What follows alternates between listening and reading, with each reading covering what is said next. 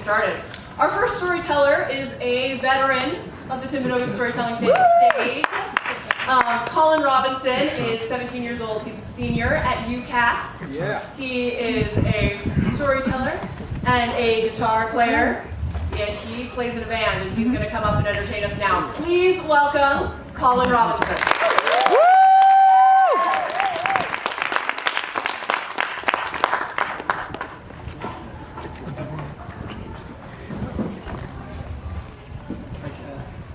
Come to your house.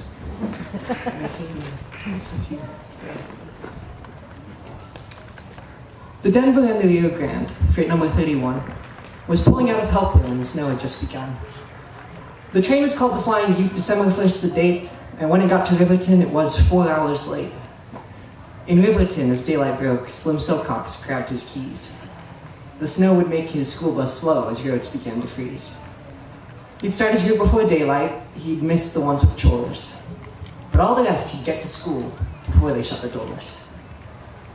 His name was Federald Henry Silcox, but everyone just called him Slim. He was tall and blonde, and every morning he drove a school bus to Jordan High School. On December 1st, 1938, he got up and watched as snow began to fall outside his kitchen window. He finished his coffee and decided it would be a good idea to get a head start on the weather. His route was on the west side of the Jordan River, in Riverton and South Jordan. He picked up the Peterson boys, the Larson family, Ida Sundquist, Naomi Webb, Carl Stevenson, and Bayard Larson. It was cold and there was no heater on board, so the windows quickly frosted over. That's when Slim arrived at Bourgon Crossing, a slight jog in his route after driving mostly parallel to the train tracks. Here, he would make a sharp right turn, cross the train tracks, make a sharp left turn, and continue north to pick up June Wynn. If Slim had looked in the right direction, he could have seen June, standing on her porch, waiting for the bus. He made the sharp right turn and stopped at the tracks. He didn't see anything, or hear anything, so he revved his engine up onto that grade. Suddenly, a boy screamed, "Train!" Inside the cab, the fireman stood at left to tend the fire, while on the right, the engineer pushed speed a little higher. The smoke from that great engine came pouring out the stacks. You'd have to stick your head outside to see what blocked the tracks. The fireman saw the school bus move. He screamed, "Big hole here, right?" The engineer cut throttle then and braked with all his might. The wheels locked up, but sliding still made steel on steel scream out. The screeching signaled to them all. They'd hit that bus, no doubt. The train was late and unexpected. Its instruments indicated that it hit the bus traveling at 52 miles an hour. At that speed, it tore into the right side of the bus, causing that side and the roof to unfold around the front of the train like a sheet. The back and sides of the bus were blown apart and could have been found on either sides of the tracks. The chassis of the bus got caught underneath the front of the train, causing the engine to derail. The wheels cut through railroad ties, gravel, and debris, sending stuff like shrapnel flying in all directions. It took the Flying Butte half a mile to come to a complete stop. This all happened in less than a minute. Meanwhile, students were arriving at school. Some remember showing up, getting called down to an assembly, and being told that class would be canceled that day because there'd been a terrible accident. But others don't remember any assembly. They just remember walking into class, seeing their teachers with tears in their eyes, and being told class would be canceled for the day. Students filed out into the west lawn and watched as bus after bus passed the school heading south, followed by police cars and ambulances, some coming from even as far away as from Salt Lake City. There weren't many telephones in Riverton or South Jordan in those days, so there was no way to call home and no way to get home. Parents heard on the radio that there had been an accident and rushed to the site, many arriving before the first of the ambulances. Slim Silcox was killed instantly, so who could help the hurt? Someone ran to grab a phone through gravel, brush, and dirt. And ambulances did arrive, with doctors, which was rare. They rushed as many as they could to reach the best of care. But many children did not live to see another dawn, for as the sirens sped their way, they were already gone. School buses were kept busy until late. Tony Andrews had to use his school bus to transport coffins back to the high school. When he finally got home late that night, he found his parents shocked and relieved. They'd heard on the radio that there had been an accident, and that the bus driver had had blonde hair. Tony had blonde hair, and when he hadn't come home that day, they were certain he'd been killed. 24 people were killed instantly that day, including Slim Silcox. 2 more would succumb to their injuries, bringing the total to 26.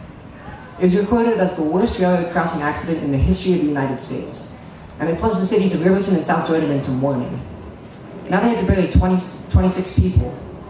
And since these children all rode the same school bus, people had to bury their children and their neighbors' children. 3 families lost 2 kids. Many more lost cousins. Funerals were held on Sundays and Mondays, some even in the school gym, where they lined the coffins.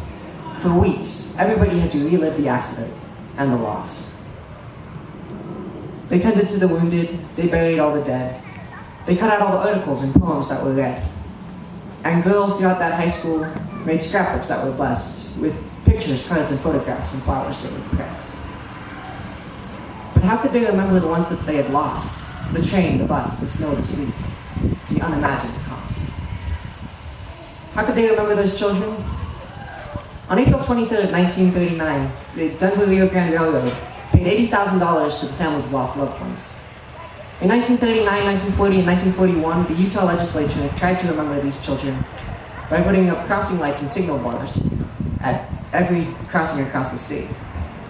In 1940, they sent a representative to the School Bus Standards Conference, where he advocated for that chrome yellow paint we now associate with school buses. He also advocated for stronger roofs, safer windows, and an emergency exit located at the back of the bus. At one point, they even went as far as to require that at any crossing, a student would have to step from the bus, inspect for oncoming trains, and then flag the bus across the tracks. But the danger to the student was evident, and this practice quickly stopped. But they were trying to remember, they really tried. Today there is a memorial at the South Jordan City offices and a plaque at the site. A mythology quickly grew around the story. Everybody knew somebody who had died, but everybody also knew somebody who had lived. There were those 13 people on the bus who died, who hadn't been killed that day. There were also all those kids who missed the bus that day because they were still doing their chores. There's even the story of Wanda Shields. Wanda was supposed to sleep over with a friend the night before the accident and then ride that bus to school. But when her sister got sick and she stayed home, she rode a different bus to school that day.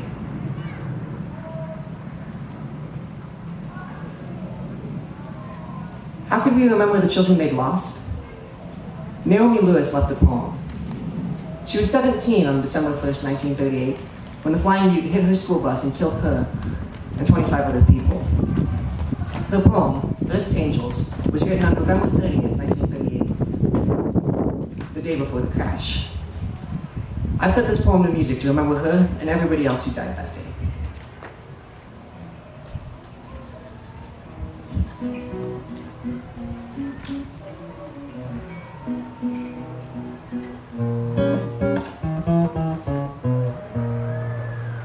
I like to think that wind is angels in the trees, stealing noble angels that no one ever sees.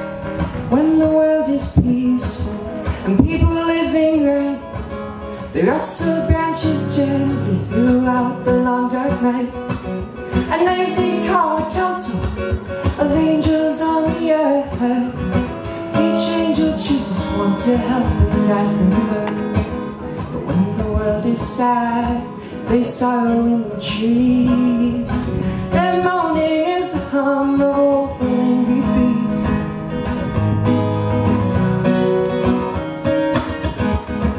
And parents pray for children to keep them safe from harm. They hope the happy angels will hold them in their arms. When the sadness passes and everything's made right, the rustling of the grasses is the angel's song tonight. At night they call a council of angels on the earth. Each angel chooses one to help and guide from birth. But when the world is sad, they sorrow in the trees.